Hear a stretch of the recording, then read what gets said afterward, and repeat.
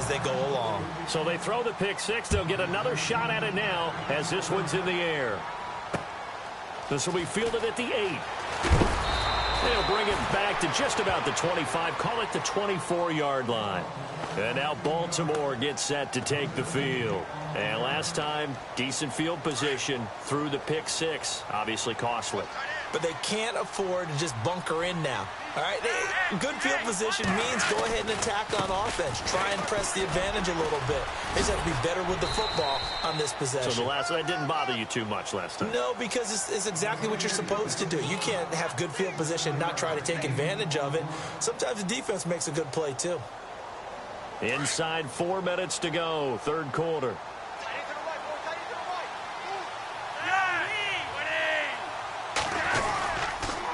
Again, they run. Again, it's Irvin. And he went nowhere. He'll lose yardage back to the 29.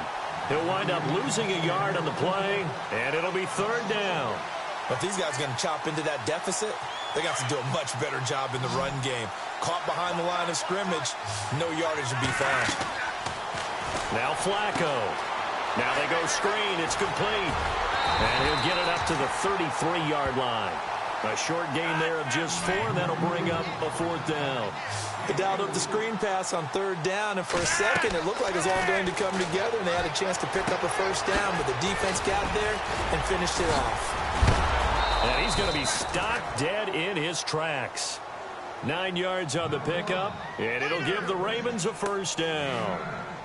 For a second there, I thought that might break big. Screen pass, looked like it was coming together, looked like there was an opening.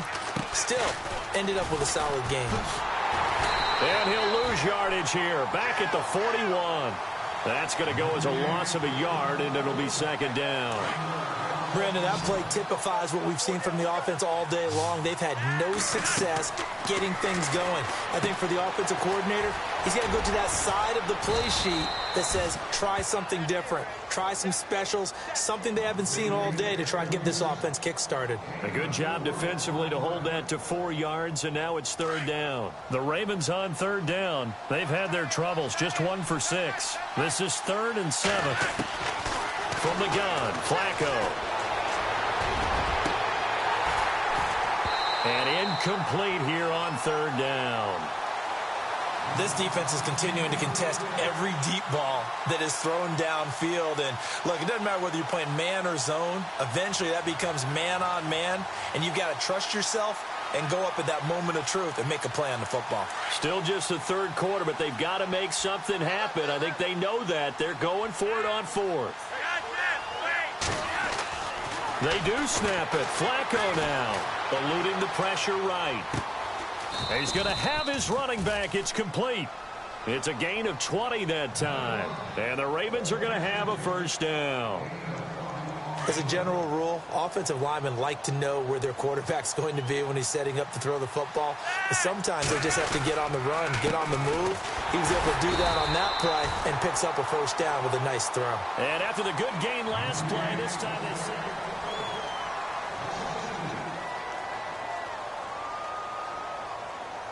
It's already 2nd and 12. The defense hoping to push them back more.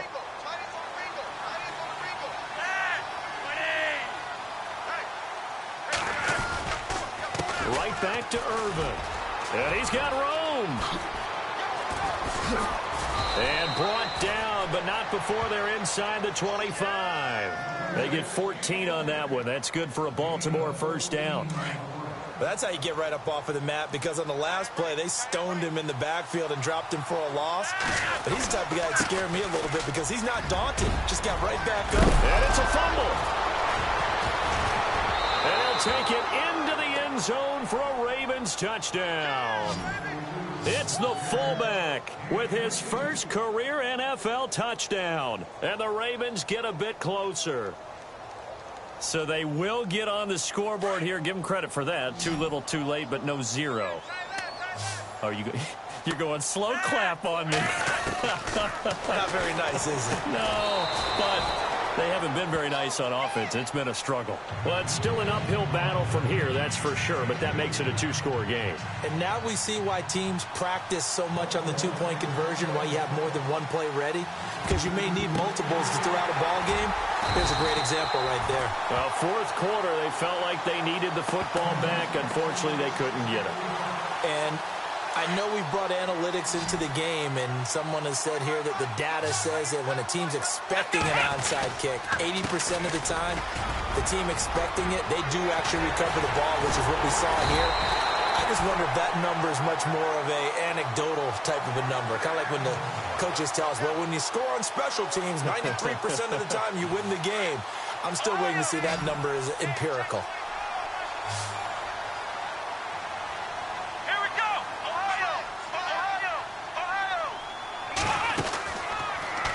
Again, it's Crowell. And he'll get about 3 as he's taken down at the 14-yard line. This defense starting to buckle down when they need to, and right now they're winning this fourth quarter, losing the game, but they're winning in the fourth quarter. And what a fine line it is about what they're trying to get done, because they're down, so they obviously need the football, need a score, but they can't be so aggressive as to give up their edge, their gaps, and have the offense hit them with a big play. That's going to be a 6-yard gain. It leaves them with 3rd down and just a yard to go. And on the outside, they're playing press coverage.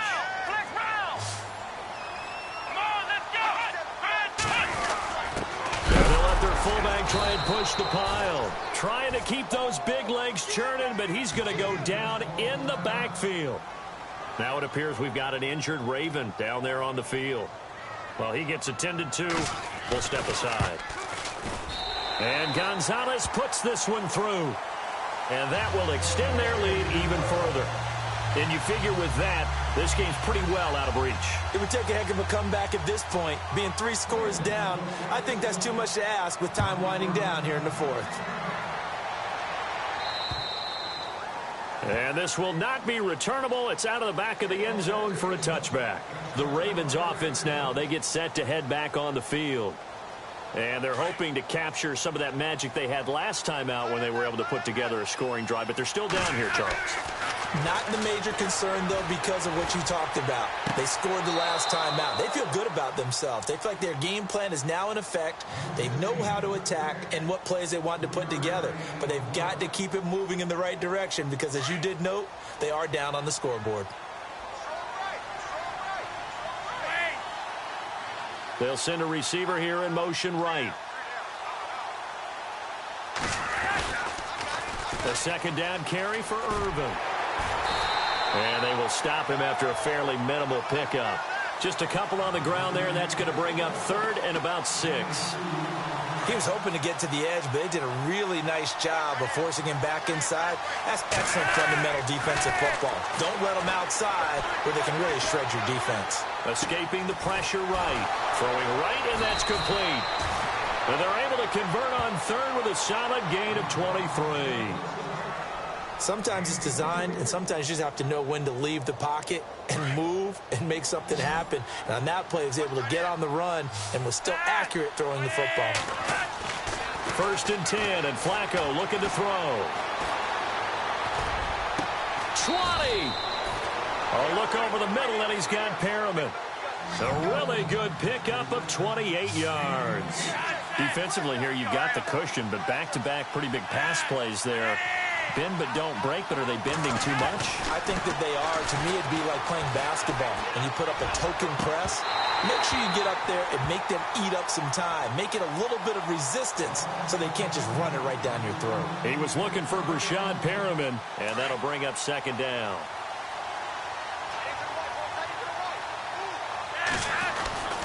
Flacco will take to the air again. Throwing middle, but it's incomplete. Another wayward pass. You know, things started out poorly in this game, and to be frank, they just really haven't gotten much better. And all that does is embolden the secondary. They feel good about what's going on, and they just play better and better. This offense was on the move. Now 2 straight incompletions have them looking at 3rd and 10. And incomplete. The contact made the ball roam free and brings up 4th down. Time for a break. We'll come back and see this one out after this. All right, they're going to try and keep hope alive here on 4th down. They're going for it. As expected, they're going for it to keep the drive alive. And he is into the end zone for a Baltimore touchdown. And that touchdown puts us in a position to have a discussion, doesn't it? Now it'll be a 2-score game after the conversion. Yeah, I mean, there's no doubt with a 2-score game they're going to have to onside kick it. We'll just see if they've got a miracle up their sleeve. And you wonder what onside kicks they're going to use and in what sequence if they hope to have a chance to win this game. Now it's Flacco.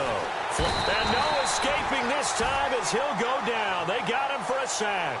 Well, they tried to get 2 and ended up getting none because the quarterback had nowhere to go with the ball and ends up getting sacked. Nowhere to go at all. Great job, though, defensively. They were ready.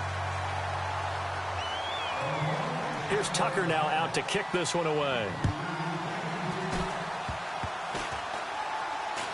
Short kick. One of the up middle take it now.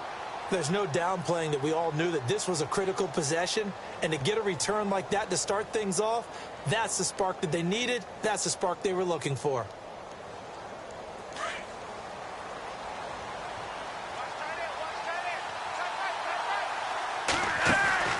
Now a play fake here on 1st down. Now a desperation throw deep downfield. So they took a shot on 1st down but couldn't connect. This defense was definitely alert to the possibility of the deep ball, and they were more than ready for it. They've got the lead, 4th quarter. Maybe can expect more passes like that downfield. Here's Flacco.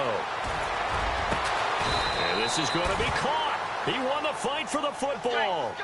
A really nice gain of 25 yards. 1st down now, but the clock continues to move. On 1st down, Flacco. This will be caught at about the 6. 7 yards, the pickup on the pitch and catch.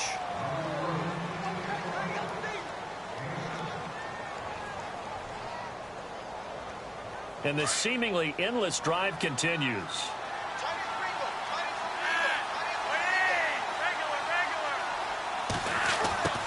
They go pass again with Flacco. And he'll take it into the end zone for a Ravens touchdown. I'm not sure win-win is the proper term here, but it certainly felt like it. They got the touchdown they needed, but if I'm on the defensive side of the ball, okay, you got the touchdown, but it sure took you a long time. Yeah, because offensively, though, you're probably hoping for a 1 to 5 play drive. That one ate up a little more time than they were hoping. You're exactly right, and if you have that 1 to 5 play drive, you actually build up momentum and even more hope. When they had to slog their way downfield, they got the touchdown, but it's almost like, yeah, you know, doesn't feel right. Exactly. And the Browns are able to cover this one up. And some room to maneuver. And all the way in. Touchdown, Cleveland. Josh Gordon with touchdown number 7 on the year. And the Browns add 6 to their lead. They are on to the 4th quarter in Jacksonville. They'll throw here. Kaiser. Now you saw the score at the bottom of your screen a moment ago. We got a good one going on there. If they can hold on, the win would be number 8 for them on the campaign. So let's try this again. After the kick return, TD, here's yet another kickoff. And this will be a touchback as that sails over the end line. And now here come the Ravens. And they're going to need another score. Got one last time, but still down here. When you're playing catch-up, every possession becomes crucial, doesn't it? It's vital. Get back out on the field, punch it in the end zone again. They know it's not easy, but what they do have going for them, they did score the last time. They think they've got a good formula working. And what about the defense? Well, now you're just saying to yourself, okay, we gave up a score last time. What adjustments do we need to make to slow them down now and get the ball back for our own offense? Is it more pressure? Is it more zone? What do they have to do? They're trying to figure that out themselves. We'll see if they can figure that out right here. And he'll fight forward to about the 27-yard line. Just a couple there on the 2nd down run. Now they're staring at a 3rd and 8 situation. Well, not the position they want to be in. Still a very, very small chance here, but they almost need a miracle. Agreed. That means they've got to get it to the sidelines, get out of bounds, and preserve clock. He's going to let it fly. And this is intercepted, and that should do it. picked off by Jason McCourty, and the return stops at the 39-yard line. Charles, whatever's going on between his ears right now, it's just not completely calculated correctly. 7 picks between last week and this week after that one. And they always say the most important part of a player is those 6 inches between the ears. But right now, it's all those interceptions that are going on. So whoever his trusted confidant is on the sidelines, I don't know if it's the offensive coordinator, the quarterback's coach, maybe the backup quarterback, that's who he needs to get with now and get himself calm.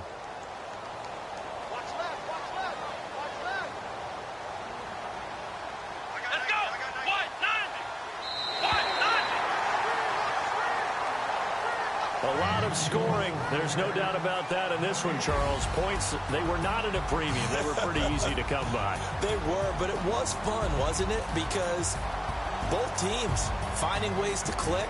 And you know people who love this game, they also love baseball games that are 14-11 with 3 or 4 home runs mixed in.